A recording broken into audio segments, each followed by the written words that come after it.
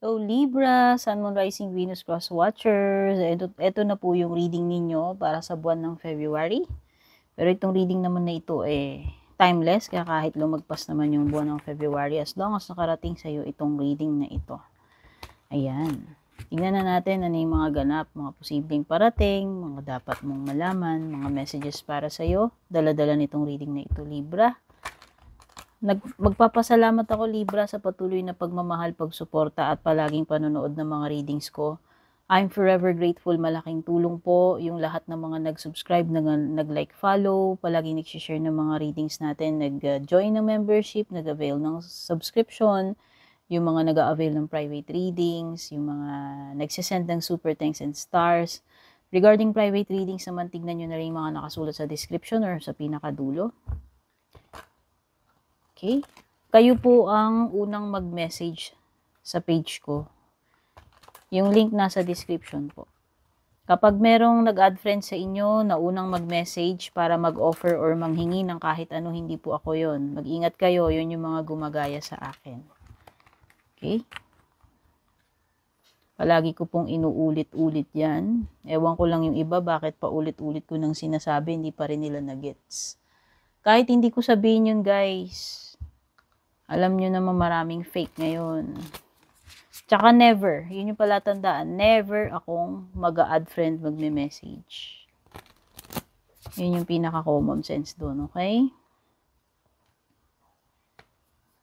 Hindi. Kaya nga ako nga sinasabi na kayo yung mag-PM kasi hindi ako ang mauuna eh.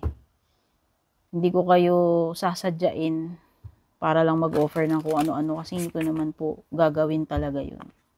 Never ko siyang ginawa. Okay?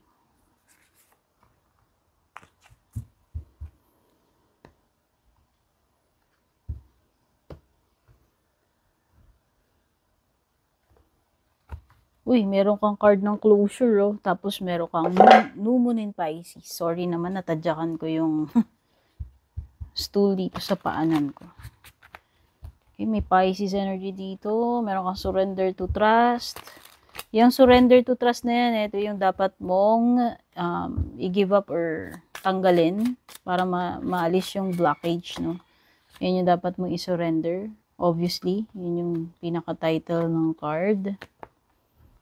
Meron ka rin dito Page of Pentacles, Six of Wands, Four of Wands, The Lovers. Tapos sa bottom ng deck mo, meron ka dito Moon card. Okay. So, may earth signs dito. Pwedeng may Taurus, Virgo, or Capricorn. May younger energy akong nakikita. Pwede rin namang may fire sign, Aries, Leo, Sagittarius. Pwedeng may Gemini at Pisces. Yan yung mga strong energies na nakikita natin dito, ano? Strong energy ng Pisces, Gemini.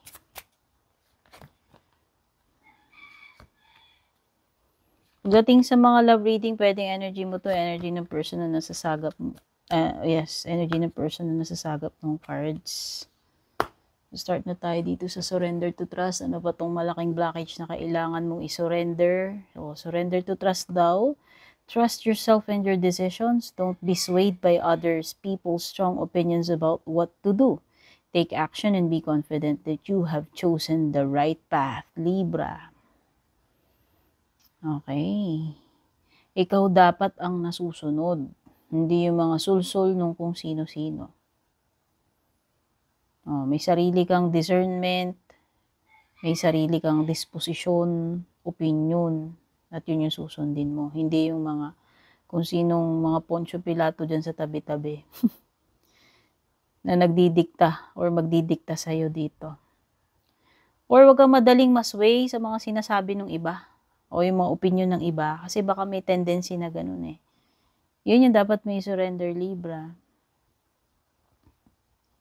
Kung ano man yung gagawin mo, ikaw dapat ang nag-iisip niyan para sa sarili mo, hindi yung kung ano na lang yung ididikta ng ibang tao para sa'yo. Huwag mong iintindihin masyado yung mga sinasabi nila about you. Huwag kang magpa-impluensya doon. Okay? Yun yung sinasabi ng card mo. Maging confident ka. Magkaroon ka ng sarili mong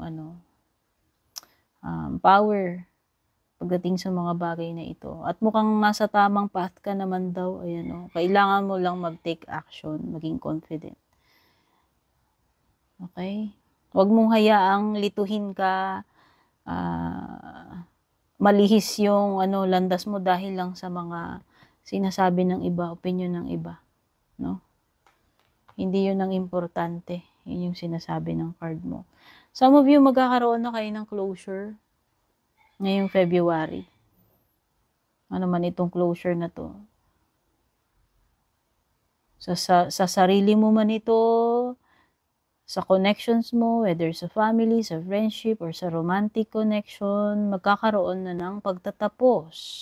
Magkakaroon na ng, masosolve na yung mga problems. Magkakaroon na ng kaliwanagan about an issue or a situation or a connection.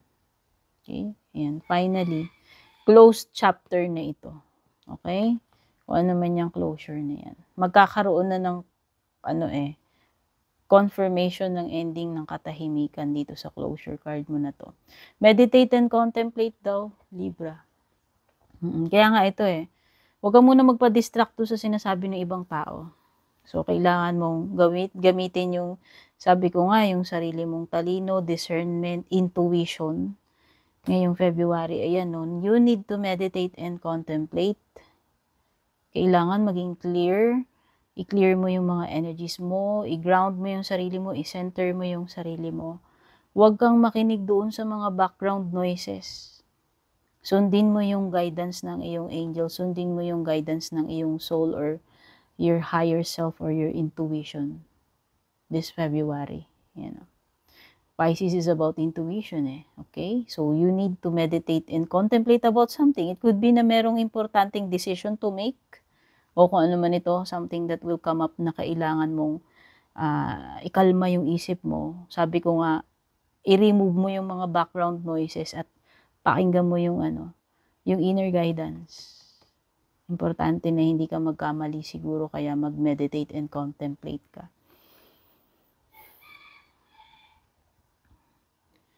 Libra, may mga biyahe or transactions ka na hindi magiging successful this February with the Six of Wands reverse. Yun yung nararamdaman ko. It could be na ito ay failure or disappointment na hindi nangyari yung gusto mong mangyari, yung ina-expect mo, or hindi mo nakuha supposed to be yung attention na kailangan mo rito. Merong ganun with the Six of Wands. O halimbawa, uuwi kang ibis na panalo, uuwi kang dismayado. Parang ganun. Basta, meron something dito na hindi mo makukuha yung ine-expect mo or gusto mo mangyari. Okay. Kumbaga, this is a failure or disappointment or rejection. But, on contrary, Libra, meron namang ibang bagay na magdadala sa iyo ng good news with the Page of Pentacles. There is a young person here. Sino ba itong young na to? Is it a loved one? Is it your sibling, anak, or a person na mas bata sa'yo? A student, to be exact. Pwedeng may estudyante dito. Someone who is nagsisimula pa lang or nag-aaral pa lang, wala pa, 0 to little experience. So, it could be your energy or someone around you na merong ganyang mga energies. It could be an earth sign kung ibang tao yan. Meron ding parang feeling ko merong opportunity. May magtitip sa'yo yan. Nakikita ko na merong magtitip sa'yo ng ng oportunidad para kumita ka ng additional income. Pwedeng sideline. Anything na pagkakakitaan. Or balita regarding business or money. Pwede. Basta may marireceive ko message dito na positive na pwedeng makatulong sa'yo regarding career, business, or money. O yung iba dito, pwedeng may asawa na kayo or about to become married kasi nakikita ko dito is pagpapamilya. Oh, para sa mga single specific, pwedeng iba papasok na kayo sa pagpapamilya, magpapakasal, magbubuo na ng family. Okay, merong something about magulang, anak. Four of Wands is also card ng stability. So, nakikita ko naman, somehow, this February, Libra, magiging intact ang family. Siguro wala namang ma-encounter na problema sa pamilya, sa material, sa pera. Sa career, pwedeng ganun din. Kasi katatagan ito eh. So, ano naman yung sinasalamin nito? Sa anumang area ng pamumuhay mo ngayong February, Libra, kakikitaan mo yan ng pagiging matatag, solid, kompleto, stable, somehow, this February, may stability. Okay, there could also be a celebration around the corner with the Four of Wands kasi ito sometimes signifies occasions, gatherings, reunions wherein may mga magsasama-sama rito. Pwedeng may crowd. Yan ang nakikita ko. Whether may okasyon man yan, kasal, binyag, etc. or kahit na anong event na may pagtitipon-tipon, pagsasama-sama ng mga pamilya or mga tao. Ay, nako Libra, may disappointment dito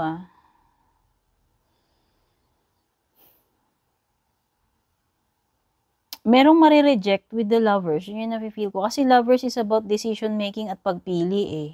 Merong i-discarga dito, whether ikaw ba yung kailangan mag-decide dito, ikaw ba yung mamimili, or ikaw yung pinagpilian. Basta merong i-discarga. Pipiliin yung isa hindi. Yun yung nafe-feel ko rito. Or it could be an important decision to make regarding family or sa inyo as a couple, mag-asawa or magjowa, may ganun. Major, no? Major decision siguro yan. Pagdating sa love life, something is about to,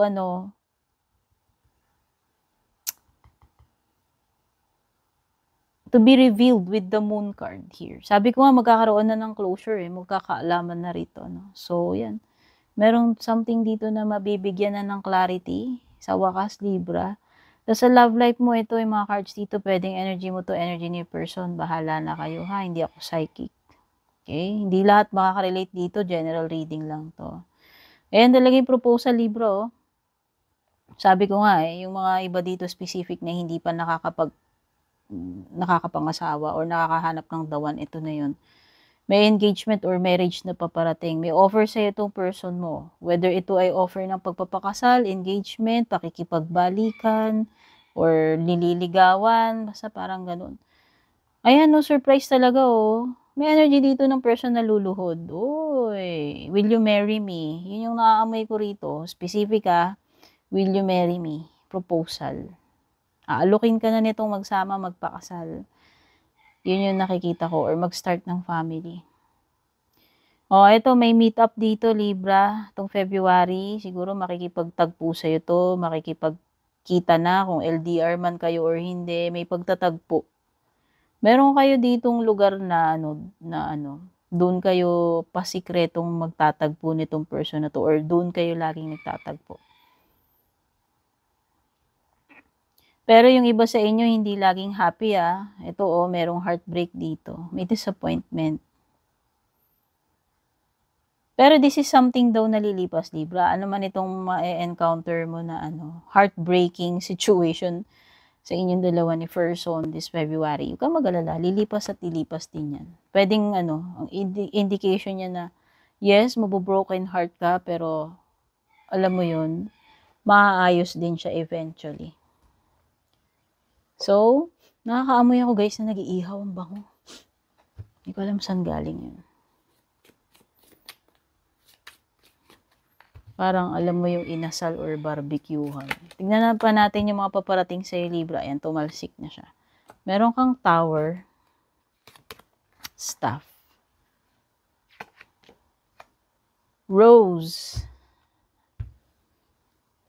Wow, romance talaga, Libra. Di ba sabi ko nga, may pagtatagpo, meet up, pagpapakasal. O baka iba dito tanan na kasi may hideaway Sabi ko nga, pasikreto Or basta doon kayo magtatagpo. Pero yun na nga, may romance, may pag-ibig na paparating. Single ka man, taken, nakikita ko to, lumilevel up tong connection mo, love life mo. Kasi meron ditong offer sa'yo, proposal man niya ng engagement, pagtatanan, pagpapakasal, whatever. At may staff ka. May mga kilig moments, basta yan yung rose, ayan yung pag-ibig. Pumapag-ibig kayo, Libra. You will be taken care of in difficult times. So, ayan na nga. Magkaroon ka man ng heartbreak sa love life mo or magkaroon ka na ng mga problema dito na hindi related sa love life mo, ayan, hindi ka pababayaan sa mga mahihirap na sitwasyon. Okay? Asahan mo na hindi ka pababayaan. Lilipas at lilipas, no? Meron nga something dito sa love life. Solid foundation, naning sinabi ko, ito yun, yung 4 of Wands. Stability. Secured na secured, no? Meron ding success. So, yan, kinakakitaan ng stability ito. Ano man yung tinutukoy, career mo man yan, negosyo mo, or family mo, relationship mo, at saka meron ditong something na talagang sure na. Kasi may success. Ayan, no? Baka meron kang gagawin na magiging successful. Tignan na natin yung mga closing messages para sa Libra, additional na mensahe or payo ng oracle cards.